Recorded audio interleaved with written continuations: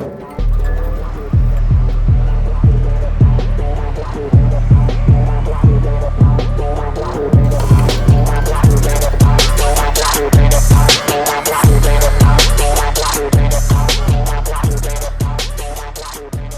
everybody, welcome to Darren McGarvey's Common People. I am Darren McGarvey. We have another episode of Trauma Industrial Complex live from the Fringe. But before I present that to you, I just want to touch on another issue that's ongoing currently around the arts. And it is the issue of freedom of expression. It was revealed a couple of weeks ago that a part-time literature officer by the name of Dr. Alice Tarbuck had contacted a bookshop to dissuade the bookseller from stocking fellow writer and poet Jenny Lindsay's forthcoming book, Hounded. And now why this is important is because Alice Tarbuck works for Creative Scotland, the organisation mandated to support the arts and literature in the country. Alice did this because she believes that Jenny's work is transphobic and therefore is a direct threat to the rights and lives and safety of vulnerable trans people. And I don't doubt the sincerity of that belief. But why this particular case is important is that this incident was just the latest in a long-running 4-year campaign of what ultimately I believe is harassment, which went beyond calling out Jenny Lindsay's gender-critical feminist views, which obviously anyone is perfectly entitled to do, and actually involved deliberately trying to cut off opportunities that Jenny might have been able to take advantage of to save what essentially was a career that had been torpedoed by the accusation that she's transphobic. This involved a poison pen campaign, accusations being made about her fitness to work with children, for example. And why this is important is because many of the main players involved in this campaign have been in receipt of one form of public subsidy or another for many, many years for their art, for their academic study, for their employment.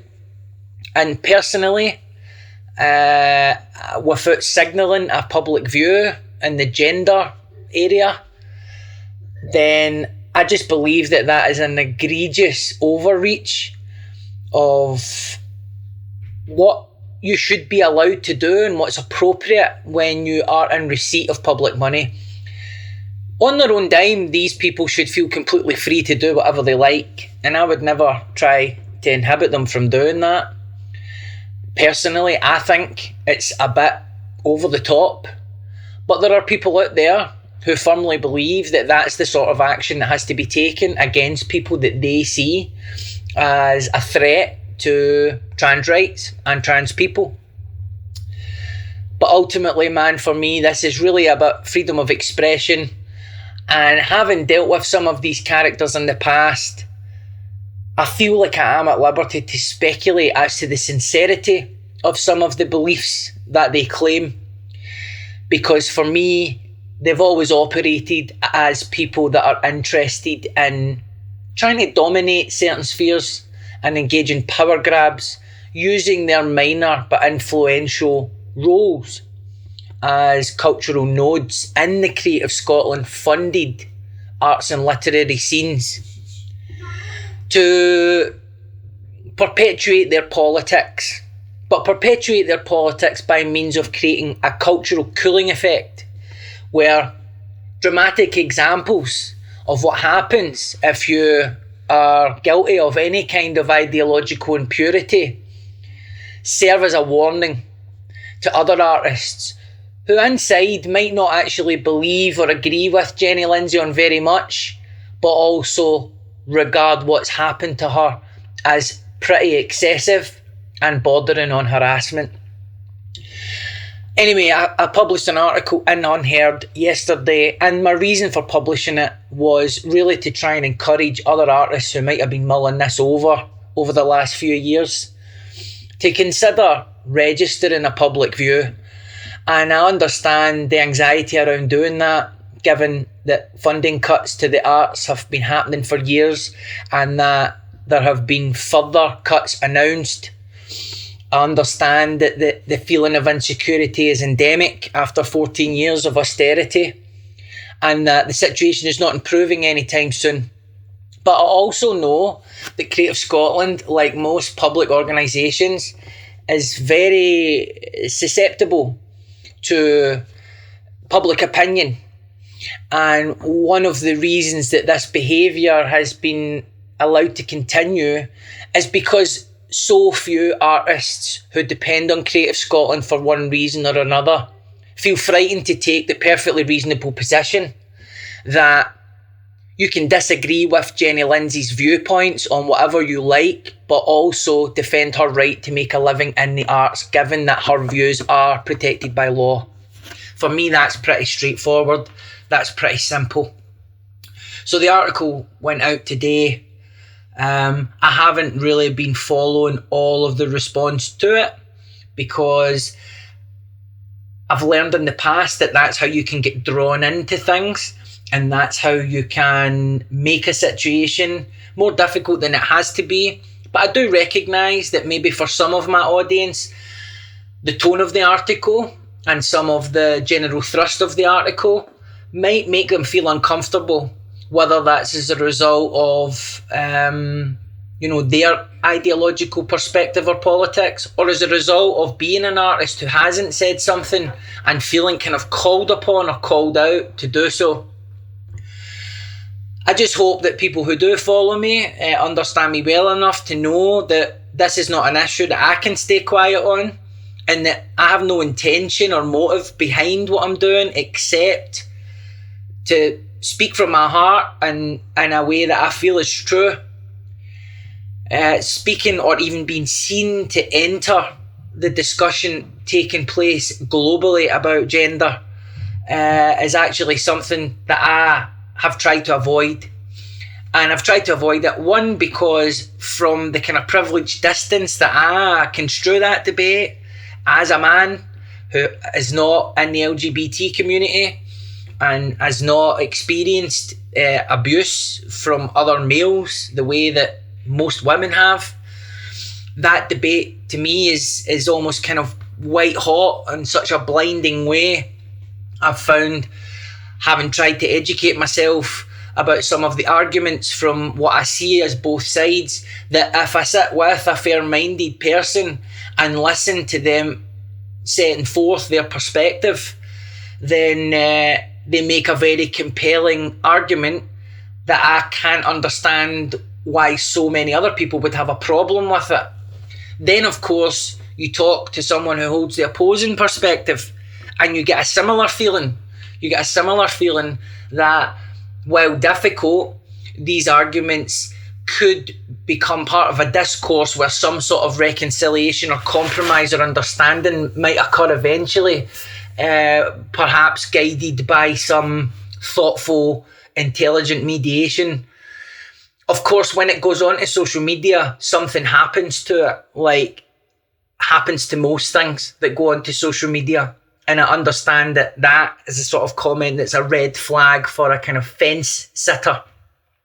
So understand the parameters of that debate, and due to not feeling entirely comfortable with what consequences might follow from me speaking publicly about that in a way that could be perceived as ignorant or unnecessary, as well as the consequences that might flow for people close to me, then I'm deciding my own parameters here, and everyone is entitled to do that. So my position is clear.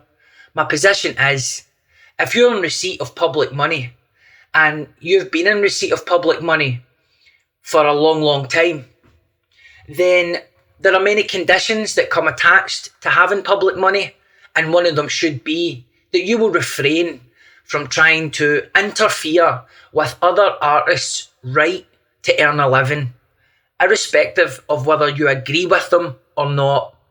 And that is where I'm at with this. I just thought that I would elaborate on that. I'll leave a link below this video for anyone who wants to read the article. But it just doesn't matter how fair-minded you try to approach something, how tonally careful you are and how you say things.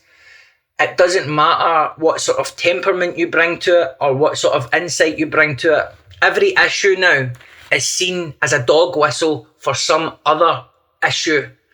And in this case, the issue of freedom of expression in the arts in Scotland will be framed by some as evidence of my transphobic beliefs. Transphobic beliefs that I don't believe actually exist within me. But I know the definition is always being expanded. And I also know that I'm not the most erudite, intersectional, intellectual operating currently in Scotland's arts and literature scenes. Now I bring you Trauma Industrial Complex at the Fringe, where we have a discussion with myself, obviously, BAFTA award-winning filmmaker, documentary filmmaker, Stephen Bennet, co-editor of The Ferret, Karin Goodwin, and trauma-informed journalist of vast experience, Stephen Stewart. And together we unpack some of the dilemmas that confront those of us in media when trying to capture and convey stories of adversity that involve people who may have some level of active trauma. Lived experience stories are powerful, and they can move us from a place of ignorance or passive sympathy into a place of action. And stories are told every single day that perform this important social and sometimes political function. Think about the stories of the people who were trapped in Grenfell Tower, the stories of their family members, the story that those people had warned the council for years that that building wasn't safe, and how those concerns were ignored. Think of the stories we hear every day about poverty, food banks, more recently people whose benefits will be cut in the winter because the government claims it can't afford to pay pensioners a fuel allowance. Stories have the potential to reframe, recontextualise issues in a way that really matters, but there is a safe way and an unsafe way of telling those stories, and that raises important questions, ethical and moral, for those of us who have the immense privilege of helping people to tell those stories. This is a discussion that I really enjoyed, that took some many twists and turns that I was not expecting, and the audience was also very, very deeply engaged. I hope that you will enjoy this discussion, and please feel free to leave comments below, and also, give us a wee subscribe, hit the notification bell. Let us know that you care about our existence, because that really matters to me. My daughter Lily has just walked into the kitchen where I'm recording this intro.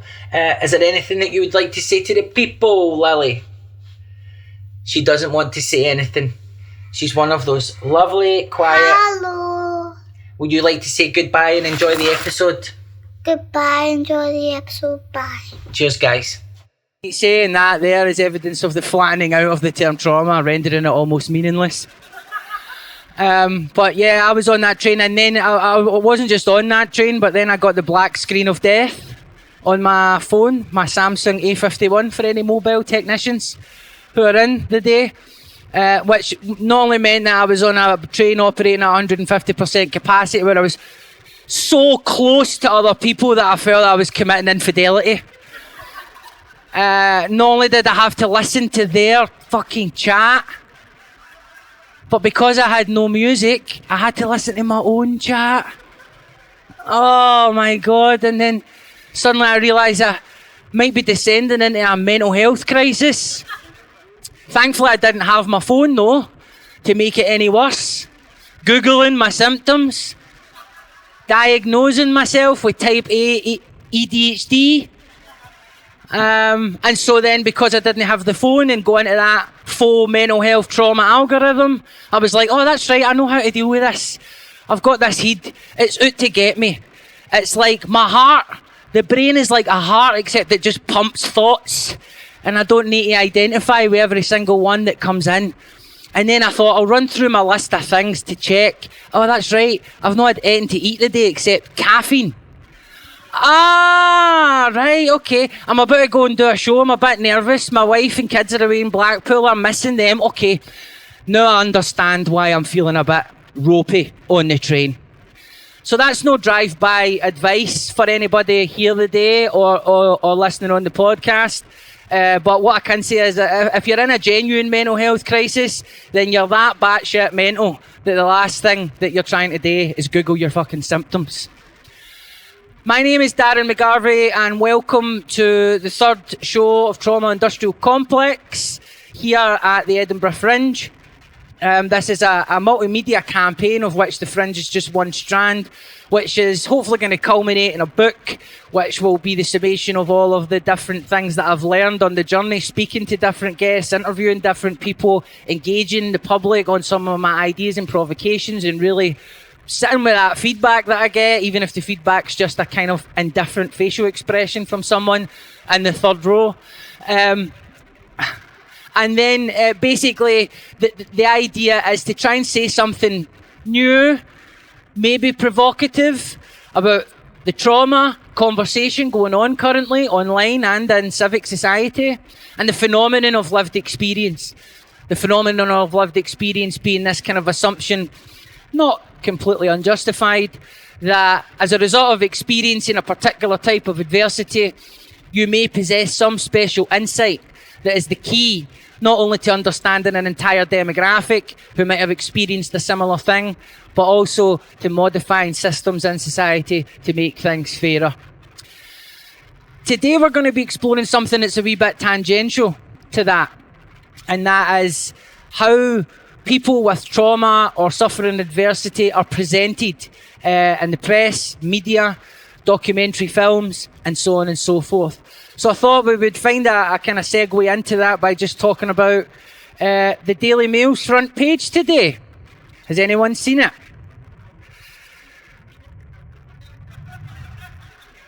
I know I don't count a lot of Daily Mail readers among my audience, although you would be surprised the further south I go when you start getting to places like Kent.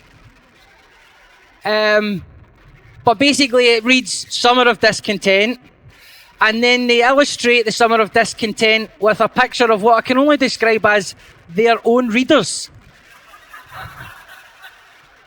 In balaclavas,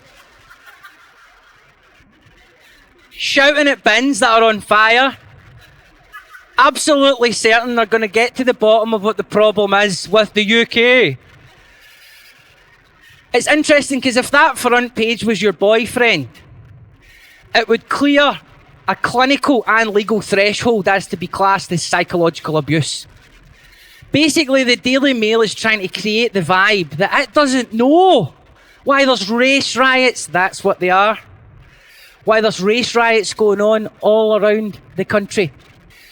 And they chose to put Sarah Vine as the cover story. Sarah Vine, a woman so odd, Michael Gove couldn't even stand her. And basically, it's her version of, I shat in your cornflakes. In my column today, I'm going to be asking, why are your cornflakes all shitted on?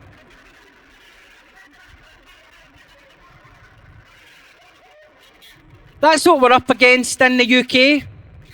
And some sections of the media are so powerful that the Prime Minister, with the largest majority that any Prime Minister's had for a long time, is currently scared to call race riots.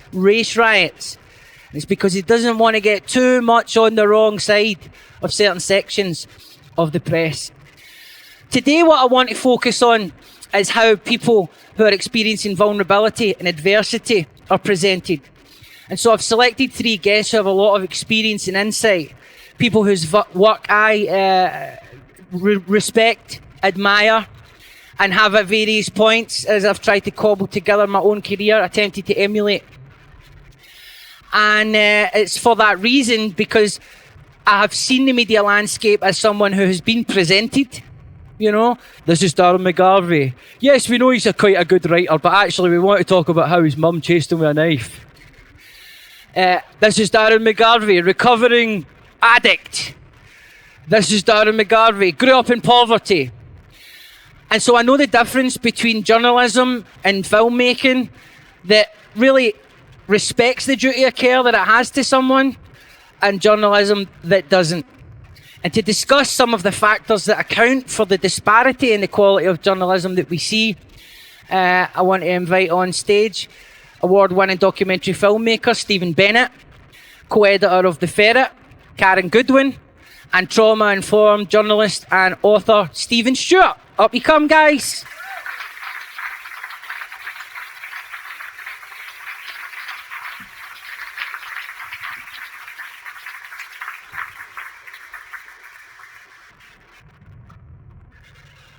Hello.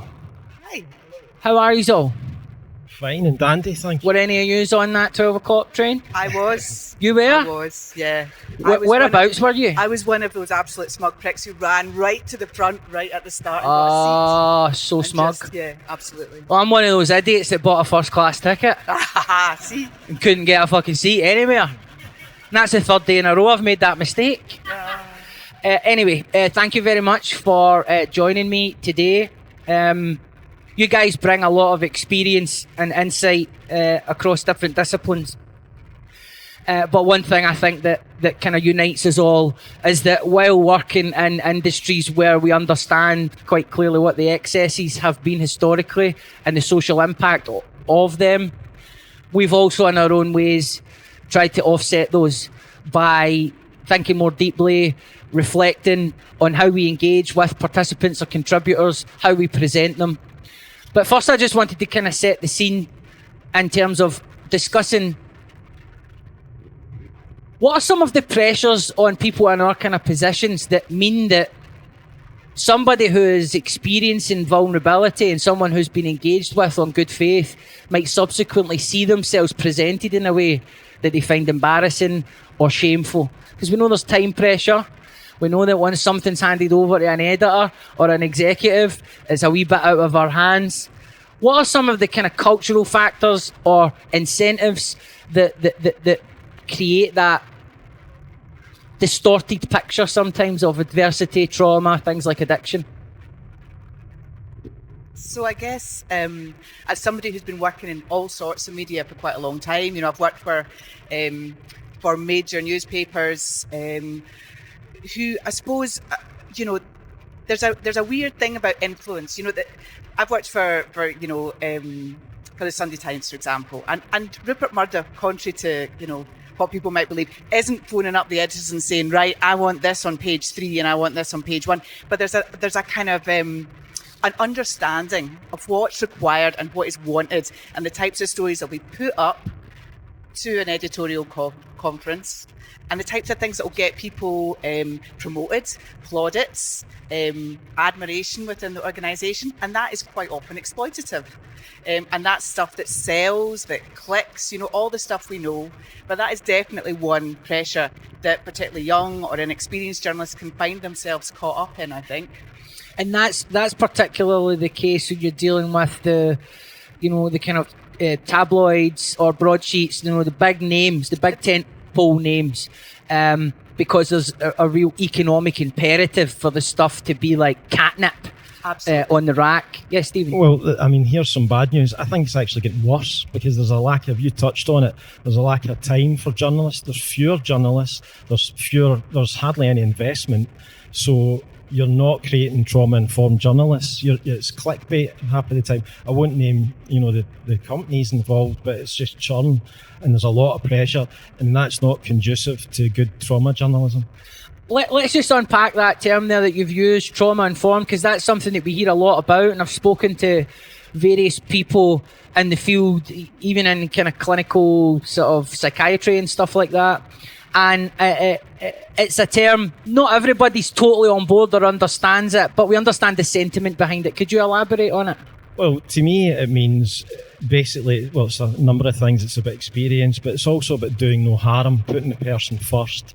The story comes second.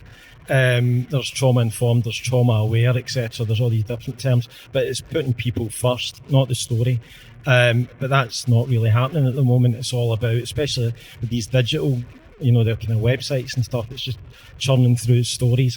I've spoken to people in the course of the research I'm doing that it's very much wham, bam, thank you, ma'am. There's no due diligence, there's no informed consent. I think maybe the BBC do that, but they certainly don't do it in the press in Scotland. So it's heading down the wrong track, alas. Stephen Bennet, you and I have worked together a couple of times, and just for the record, my experience of working with Stephen has been some of the most beneficial of my entire creative life across all the different disciplines that I work in, and we have a great relationship now. But we were a bit weird with each other in the beginning, and part of that was because I was so suspicious of media because of the way that I had been treated. And so I think that first week we did, was it in Poso? Your hometown? Yeah. No, near your hometown. Dealing with some pretty tricky characters. Yeah, yes. Dealing with tricky characters. And it was like, it took us a while just to kind of get the measure of each other. And I guess but we did get there. But I don't know, what was your impression of me in the first instance? Because I was obviously wounded from a lot of media negativity. I guess I would say, in fairness, so this is about poverty and how poverty manifests itself. I think we both struggled with each other to know how you could push and pull with each other. Also, where I could take you and where you wanted to take me. So I think we were both kind of almost like a magnet that's repelling each other a little bit, because we're dealing with really difficult contributors, logistically, emotionally, physically. Sometimes they wouldn't turn up, mentally sometimes they were scarred, mentally sometimes they just weren't there, and you're dealing with a subject about poverty, and there's been so much poverty porn. And so I only do documentaries, so I only see it from that lens, but there's been so many crap documentaries about poverty porn which kind of entertain more than inform. And I don't always think we have to inform, but we can do it in an entertaining manner, which is to bring out the humour of people and bring out their stories. But you and I I would say it was halfway through that series, and it was quite a long journey where we one day, I think it was Dundee from my memory, where we were documenting drug deaths. Suddenly I realised we were okay together. We actually come from different backgrounds, have different ideologies sometimes, and the same ideologies sometimes. But I think I learned a lot from you, and also I began to kind of trust where you could go. So for me, it was about releasing my trust, because sometimes as a documentary maker, we can be a bit, I don't mean to be myopic, but we have this idea of what we're trying to achieve. And sometimes I think about the contributors more than I thought about you, because I was worried about what contributors could do. So I seem to remember it was Dundee, probably one of the hardest episodes, which was about the massive drug deaths. We had one contributor who had lost her whole family, like 17 people from memory. Yeah. I'd say that to him. And that's where I learned just to step back, because sometimes I'm not hogging, sometimes I remember you saying some things in pieces of camera.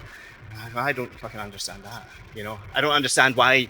There was a point where you say, and I was wondering, well, why can't he just drive here? And you're like, well, we might not even have a car. And I am middle class, right? And I have a middle class mindset, which I learned to try to change and be a bit more open. So I think that was one of my big journeys with you, genuinely, was to sit back, and actually realise I could be more open and actually realise my own flaws. Let me take the ball for a walk a wee bit sometimes. No, absolutely. But part of why that occurred was because rather than us only having a day to kind of knock something out, we had time to walk alongside each other. And when people are together in a car for hours on end, or working together every day, or in correspondence all the time, there's natural connective tissue that develops where you begin to sort of understand each other a bit more. Now, one of the first times I met you, I think, you were was when you were working alongside people experiencing homelessness. Talk to me a little bit about what you were doing at the time, and how that sort of work has informed your practice as a journalist, obviously coming from maybe something like the Sunday Times and now to what you're doing now. Yeah. So, my career's been a bit like all over the place. And after I had my daughter, who is actually sitting in the back here today. Hello, daughter. Now a big 16, but didn't sleep quite a lot of, quite, sorry Esme, but you're quite a tricky baby, let's be honest. And I went into working for the Scottish Refugee Council as a media officer. It gave me a job, a bit of stability, and then I really missed journalism, and so I left that and I kind of started volunteering for a magazine that was for a homeless readership called The Pavement. Tiny wee booklet was given out for free in London, in Glasgow, in Birmingham, in Edinburgh. And one of the first things I realised was a lot of the content was good and informative, but it wasn't really kind of informed and driven by people who had experienced homelessness themselves. And so I thought there'd be a really nice kind of bit of work to do where I could share my journalistic skills and people with experience could share their stories, and we could do it in a way that wasn't necessarily about them putting their own story, them personally into the magazine, but helping us create content that was informed by their knowledge, because they had amazing knowledge. So we set up this group at the Lodging House Mission in Glasgow, which you came to very generously. You'd just written the first book and talked to people about it. But that group were one of the things before I did it, I was a bit nervous. I was thinking it's going to be really heavy. And it was the time that I laughed the most in my working life at the time, these kind of very dark, humorous stories about, debt collectors falling dead and homeless kind of accommodation. And I just got this real sense of loyalty to these people who I'm still in touch with. And they helped me, like you helped Stephen, I think, just really understand stuff. And it was a two-way relationship. I was able to give them my experience of working in journalism. They were able to give me their experience of what they knew. And it was a lot of fun. Mm-hmm. It mattered to me. That's an interesting place to bring to you, Stephen, with the trauma-informed approach, which is doing no harm, which means treating a contributor or a subject of a piece with a certain level of reverence almost, which some might argue is an issue for the sort of objectivity that journalists are supposed to maintain. I believe there's no such thing as objectivity when it comes to journalism. Mm-hmm. But many people would say once you have experienced a sort of emotional transference or a sense of loyalty to someone that you're covering in a story, then something about the truth might be lost. How do we achieve that balance between that duty of care with care, actually really leaning into the care part where we feel that sense of care? It's not an intellectual exercise, while at the same time maintaining that integrity to the truth of things. Well, I mean, there is a kind of clash there, but you have to put your humanity first. I mean, one of the things that's always helped me, and I don't know if we can touch on this later, but it's, touching on post-traumatic growth. Now, I've suffered trauma myself. I lost my both parents when I was 22.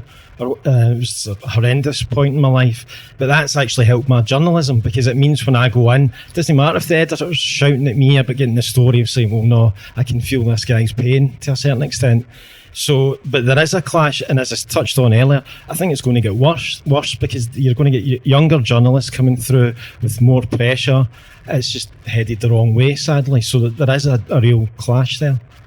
Were you going to add something to that, Stephen? I'm just going to add, so from my point of view, because I think you're be human first, I think that's perfect. Whether you're whatever form of story we're telling. You talked about psychiatrists, psychologists, they've had years of training. And often us are brought into these situations with people and we've had no training on it. And so I think many of us either go into the Daily Mail camp or we begin to react to that and go, we'll find our own way and being human first. And I think that's very true, yeah.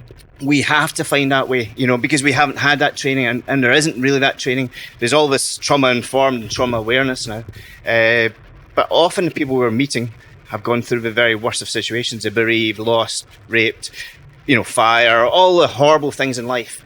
And we are intersecting on that. And it could be on a doorstep, it could be in a paper, it could be in a documentary, and you're dealing with someone who has that. So what Stephen talks about, being human first, and respecting the humanity, and also given them agency, I think are really, really key, And there's some of it I think is common sense. I get sent to the Congo, and it was to interview women who'd been through horrific sexual abuse, and it was via a charity, and the charity had set it up with a table, and it was like a job interview. So I just said, move the table out the road, get a circle in, we'll just talk to each other. I said to them through the translator, if you want to leave at any time, ball's in your court, you can guide the process. So I think I'm saying it's common sense, it's experience after a while, and it's empathy, but there's not always that there in the industry. I think as well what you were talking about that trust, and about Stephen saying about sort of stepping back and realising he could trust you, that's kind of what you're talking about there, Stephen, about trusting the people that you're interviewing, that you're working with, that they can actually take the ball and that they know how to tell their own story. They actually just need you there to help guide that process and birth that process, rather than, dictating your own narrative over the top. And that's the kind of letting go thing that I think you have to do as a journalist. And there's also in newspaper journalism, you're kind of limited by the furniture, by the adverts, by the word count. So your experience, my experience might be really in-depth, but you can't explore it in 500 words. But the tools are there with digital journalism now to tell immersive stories. But these big companies in Scotland aren't really utilising them. So your word count is in the documentary form would be the same, what we're talking about second screen now. Make your content second screenable. What that means really is, if you're doing a story about Congo and rape and so on, you have to make it so someone can still watch Candy Crush and play Candy Crush while watching the documentary. And that's the new thing that's coming through our TV world, which is the same as your word count, which is second screen. And it denies the voices of people. It curtails your emotional investment. It curtails what you can give to an audience, because more and more editors, executive producers are worried about the second screen. Our mobiles are detracting us from all things in life, whether it's even the Fringe. It seems quieter than I've seen for a long time. Journalism, documentary, TV, everything has to be pushed through an entertainment fixture now.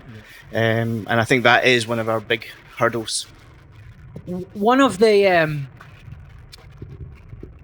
kind of impacts that trauma can have on individuals, particularly if they've grown up in households where trauma's been present, or kind of chronic complex PTSD level adversity has been present, is that there is a problem with boundaries. There's a problem defining boundaries, there's a problem asserting boundaries, there's a problem even understanding that we're entitled to boundaries. And what that has in my life manifest as, often to the delight of journalists or publishers, is a tendency to overshare, a tendency to really tune into the intimacy of the discussion that's happening with one person and forget that that's about to go on television, or that that's about to go in print, or that that's about to get published in a book. And I guess that raises a sort of clash of incentives for us, because sometimes there's really good stuff that comes from a frankness and a sense of trust in which things can be disclosed, but also a person might feel quite vulnerable after the fact. Now, I've had instances where some journalists have been okay with me going back and saying, see that thing I said, how do you feel about not saying that? But then I've had other instances, and I kind of understand why this was the case. It's actually a journalist I really respect, one of the best working in the UK, where I disclosed a criminal charge that I had ongoing. But I was talking off the record, but I didn't say it was off the record. Now, he had the grace to come back to me and say, I have to include this because you're about to be employed by the Scottish Violence Reduction Unit. And then I was just like, oh no, their comms person's going to be absolutely raging. They didn't come and babysit me in this interview. And so we managed to get it to a place where he was able to get what he needed as a journalist to make sure there was certain information in the public domain. And I was kind of technically spared, you know, a bit of the blushes that might be associated with just some behaviour that took place on social media during an alcoholic relapse and mental health breakdown. You guys all have experiences of this, working closely with people who you form a rapport with. You get into a conversation, you start getting to the meat and potatoes of it, and then they might have some sort of anxiety later on about what they've said, what's going to happen, what will people think. What do we do in those moments? Well, one of the things that you could do is the due diligence thing, you know, the pre-interview interview. You could let them see the quotes that you intend to use. All of these things don't really tend to happen that often, though. But there are ways you could improve it. As I say, the informed consent. This is what we're going to say. Are you happy with how we're saying it? But with the time pressures and I think the Scotsman this week is cutting more journalists. It's not happening. So, as I say, we're going down the wrong track. Sorry, Anthony. Not at all. I mean, I probably just echo that. I mean, I have this kind of real privilege just now, right? Because I work for the Ferret, which is an independent media co-op. We are owned by our members, so we don't have that sort of big pressure from publishers and billionaire owners and all that sort of stuff. So we can really kind of set our own set of standards, set our own timescales. I've got colleagues that trust me if I say, actually, I know I said I'd deliver it by then. This is going to take a wee bit longer because the people involved are nervy. I'm going to have to spend that extra time, as you say, going back and forth. You know, I never share final copy. There's this thing about, we've talked about this before, Darren. Often I'm not writing one single story. I'm writing a story that brings together different perspectives and narratives. And everyone's going to feel slightly different about that. But I do always let people who are not media professionals, who have, especially if they've got any sort of level of trauma, see what I'm going to say and make sure that it's right and that there's not going to be a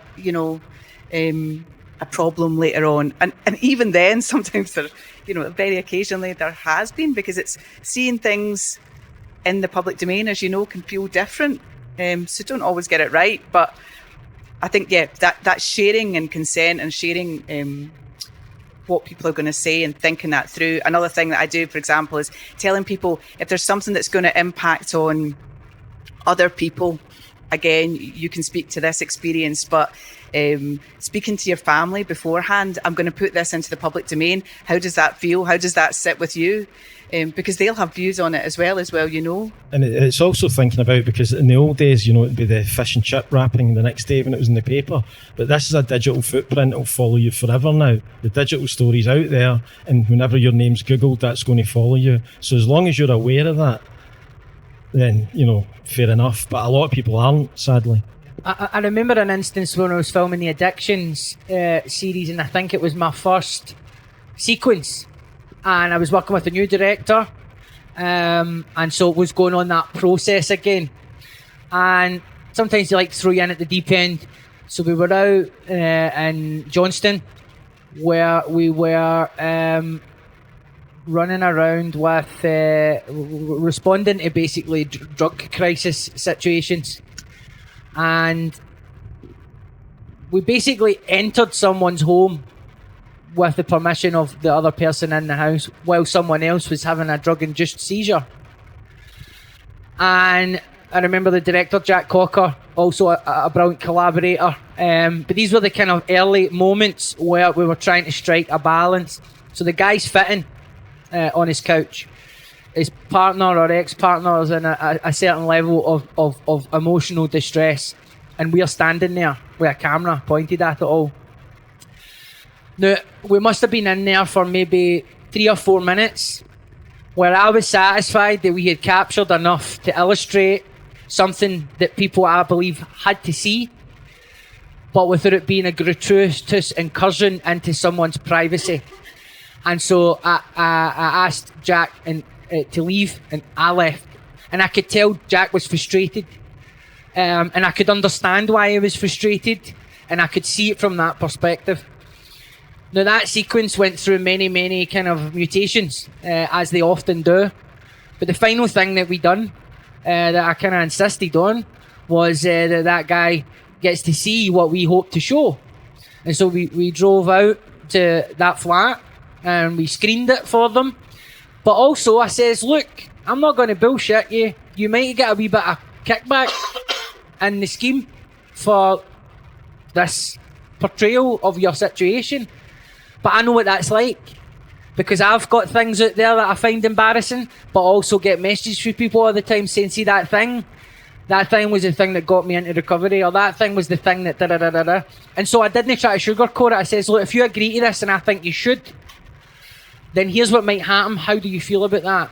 We took them coffee, fudge donuts, we sat, I chain smoked loads of fags of them in the house for the novelty of being able to smoke indoors. And you know, all the things that you do to kind of like grease the wheels in a scheme, like dishing out cigarettes and just, you know, being sound. And by the end, it was like, it wasn't just informed consent, it was enthusiastic consent. And then the thing got screened. And I always wait for a week after, waiting. Isn't any comeback for any contributors? Because that's my worst nightmare. A contributor getting in touch or going on social media and saying, Darren McGarvey fucked me over. That is honestly, like, I have sleep paralysis demons about that kind of thing. Or something wrong happened to him afterwards, you know, where he can't deal with it. Exactly. And obviously that's just one example. But I'm sure there are ways that we have tried to accommodate people while at the same time trying to hit our own mark as professionals. So from my point is knowing what your North Star is about, what you're trying to achieve. And if you can communicate it to a contributor, it doesn't matter who it is here, you know, and you can be honest, and people have a rough idea if you're a good guy, a bad guy, good girl, bad girl, you know. They will get to, I never ask for people to trust us, because trust comes later, like when you're giving out and you're dealing your cigarettes and your fudge donuts and stuff like that.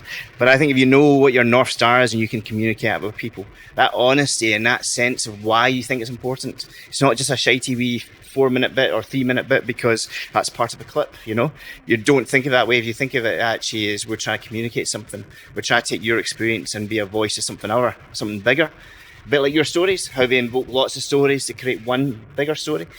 I think people believe that, you know, and if you can share with them that you hope that they're not going to get worse because of doing this, I think you do get that enthusiastic consent. And, you know? and it's also about seeing journalism in a different way as a co-production. It's not the writer coming to write about you. For example, if your guy said to you, oh, I don't want to do it, you say, okay, well, can we anonymise it so we don't name you? There's more than one way to skin a cat, and it's a co-production. It's not, you know, the journalist from on high imposing it. You know, it's a two-way process. I think as well, like what you're saying there about, you know, your true north and understanding that from the off, that's really why I think all journalists really need to like understand that all of these processes that might seem like a bit of a pain in the arse and like extra work. And why would we do that? Well, because we want to tell true stories about the world that are often about structural inequality and discrimination. And as journalists, we want to highlight that stuff so that we can invoke positive change and, you know, better society for everyone. So, you know, we want to take people with us on that journey, I think. No, carry on. But it's just making me think as well, there's the issue of trauma amongst journalists. I mean, that's not really well handled in Scotland at all. I think one or two big publishers have a helpline and that's it. It's a box tick thing. So it just needs to improve in the round. So for the first time, 2 years ago, I was making a film about war crimes, and it was the first time a company, it was the first British soldiers to be found guilty of war crimes in Afghanistan. And for the first time, the company I was working for then gave me some help with my trauma, because I was watching some pretty bad material. I've made films about Lockerbie, Dunblane, lots of different trauma, but I've been nearly 30 years in the game, and it was in probably my 27th year the first time a company ever said to me, can we help you? My wife's in the audience here, and she'll attest to me crying sometimes through the night, or I'm screaming, you know, and I can feel that already, you know. So actually we need to be in sound mental health before we can tell your story, your story, your story. Thanks for sharing that, Stephen. And I'll just say a point. I know there's a lot of cynicism and scepticism of journalism and media, and rightly so. And I think any journalist or broadcaster, filmmaker worth their salt respects a kind of critically minded public who's looking through a critical lens at the media that they consume. But I will say, there's a lot of lazy stereotypes about journalists, and there's a lot of lazy stereotypes about documentary film makers. And I know how hard that they work, and I know how much of a toll sometimes the work takes on them. And I know a lot of the struggles that go on behind the scenes between various parties and broadcasters or at newspapers when journalists or people who have been on the front line covering stuff are really fighting with the boss or somebody higher up to do it the way that it needs to be done for it to be done right. So it's important for us to bear in mind that while we are being sceptical, a lot of the time the people that are doing the best work and have the most integrity, they're not even out there trying to defend themselves. They're too busy working to get the job done properly. Final thing I'll say before I open up, if you get the time someday, I've not got my phone because it's broke, Samsung A51 220, right, cool, we're fine, we're making good time. There's been times, actually, I remember on our first shoot, Stephen, way back in 2018, we were up, I think, in Dundee. Now, it was a tough shoot. Often I remember one time we drove all the way to Aberdeen, and then right as we approached the door of the contributor, they cancelled on us. That's the sort of contributors that we're dealing with. They might wake up one day, feel a bit anxious about doing it, and just say, I can't do it. And you've just arrived after, like, racing up the motorway. That's where you saved me, because that's when I collapsed. Aye, that's right. I had Darren found me, because we did get all the way up to Aberdeen, and it was like, we had to be there for 8, and then they didn't, and I had just been doing too much work. I was doing your project, and I was also trying to do another film which I was nestling, which was about a feature documentary about psychological torture in the weekends on top of your project, your series. And then you found me basically on the floor in the car park in Asda and took me to hospital. That's right. And this is about mental health. Yeah. And I realised that I was destabilised because I wasn't in good mental health myself. I was working too much. I wasn't seeing my family. I wasn't seeing my wife, my kids. I wasn't doing my martial arts, which gives me my output. All I was doing was work, and it was intense. And I thought I was coping, but I wasn't coping. And then you and Kira, the assistant producer, took me to hospital. That's right. It saved me. Honestly, it changed my life at that moment, because I realised I need to be better. I need to also be safe to tell other people's stories, which sounds wanky, sorry. So but I mean, I have to be physically, I have to be up here. Martial arts gives me that, because it means I'm got something else apart from work, apart from family, but you have to be good inside, I just want to say, I'm really impressed that you shared that there. Because sometimes my big complaint with people in our game is that they expect so much from people to tell their stories, but they're not very forthcoming with their own personal stuff in any context. There's a lot of cards close to the chest in our game. So I really kind of admire the way that you just came out. You saved me. Genuinely saved me, because I was found on the floor, unresponsive. I was in a tunnel, and then you and Kira. Yeah. That was intense. I don't actually know. Do you know what, Karin? They gave us a full day off. I don't actually think. I don't think my wife knows that story either. Well, there you go. She already got the idea of the sort of industry you're working in, I think, as your wife. Okay, so the reason I said that was to get to the point where we were filming in Dundee, I think, and there was one family that we visited, and the situation that we were presented with when we spent time in the home was so chaotic that we decided, whatever the merits of showing this, whatever the journalistic needs to portray this and show, we just thought, ethically, we cannot justify subjecting this family to the sort of abuse that they're going to get when people see how they're living. We just deaded it, didn't we? Yeah. We just knew when we left the house it wasn't going to fly. You get a good bus, a real goosebump there, because everything was chaotic, but also everything was danger. Everything was red flag, and all that you'd say the red sirens are going, because if we did portray them, actually you could imagine being taken into care. I don't think there was not a lot of love. I just think it was chaos. You meet some bad people in your time. I don't think the parents were bad. No. I just don't think they knew how to cope. And I think we both realised that, but I think you took the lead in that one, because I was still swithering at one point going, but maybe we should find a way. And then we realised, we went into the children's bedroom. I think that was a determination for me. And you're like, this just can't be on screen. We can't let them down, because all we would do is take kids away from parents who actually did love them. And we assessed there was no risk to the children. but they would have been judged harshly, no matter how we presented it. You know, were you going to jump in there, Karen? I felt like you were about to bounce right in. Well, no, I just I kind of identify with that and have been there before as well, and I think it comes back to that do no harm principle. And I think that some of the invisible work about journalism behind the scenes very often is, maybe putting people in touch with people that are going to be better for them than the journalist who is going to tell a story that could be detrimental to them. So I've definitely been in those sort of situations where you actually connect people up with services rather than just think, right, I should back away at this point. This is not going to help matters at all. And being able to be honest with people that, you might think you want to tell your story. Let me tell you how that really is going to be. Maybe like come people back first, to me. story second, isn't it? Aye. Which you've talked about, as well. That's another thing. Again, it's not really researched amongst journalists that well, but the sense of moral injury, that sometimes, you see these situations, but you're supposed to be impartial and objective and stand there and report the story rather than go in and help people. At what point do you put the camera down if you're a photographer or whatever and get stuck in and help? So that's an issue as well, which feeds into the trauma thing. Final thing, and then we'll open it up to you guys, I promise. This has been a great event so far. Can I just get a wee round of applause for the guests? I would say have really delivered so far. The final thing I wanted to talk about was the emotional impact that we experience as a result of having that empathy. I know people say, leave your work at work and go home, but it's a bit difficult when you meet somebody who, multiple members of the family have died. You can see that they're just trying to hold it together and the whole system's against them.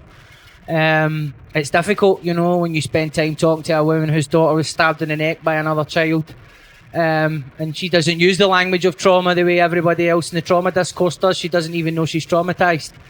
And you feel those people, they make an imprint on you. It's part of I wouldn't say it's a negative, but it's a consequence of this kind of work, isn't it? That there's a lasting emotional impact. You carry the experience of interacting with people and being allowed into their lives with you for a very, very long time. I think it definitely has an emotional impact to me. So I guess that I've done less kind of reporting on trauma abroad. For example, a lot of my reporting on trauma is very domestic. It's people in the asylum system. It's people struggling with various levels of addiction, with mental health, with homelessness. But sometimes, you can be pulled into that like long into the night, and you can also they've got your phone number. When all those other services close at 5 o'clock, you don't close at 5 o'clock. So there's all that sort of responsibility that you carry. But I think it's also this immense privilege. People trust you with things that make me think differently about life and that add an emotional richness to my experience of being here in this world, so which is also something that sounds really wanky. Apologies. It doesn't, and it's refreshing to hear people talking like that. But it is. It is an immense privilege. I feel so privileged to be a journalist. I love it. It feeds me. Realness is great, and being able to be with people in their realness and help them express that when sometimes our society is all about shutting that down, closing it off. Don't talk about that. That's inconvenient. It doesn't fit the capitalist way of being. And so the C-bomb. The C-bomb right in the heart of the Fringe. It's good the stand are a wee bit more comfortable with the C-bomb. They're paying living wages and all that, I'm told. Yeah. We'll verify that with the tech staff and the bar staff after. So a wee bit of challenge, I guess, to the conventional way of being. Can tell you're working at the Ferret now, eh? Okay, we're going to open it up. What is it? It should be about between 2:30 and 25 to... Aye, cool, perfect, okay. Right, I just want to throw it open. First of all, we get any Tommy Robinson sympathisers in? I can give you a quick explainer on why you can fuck off.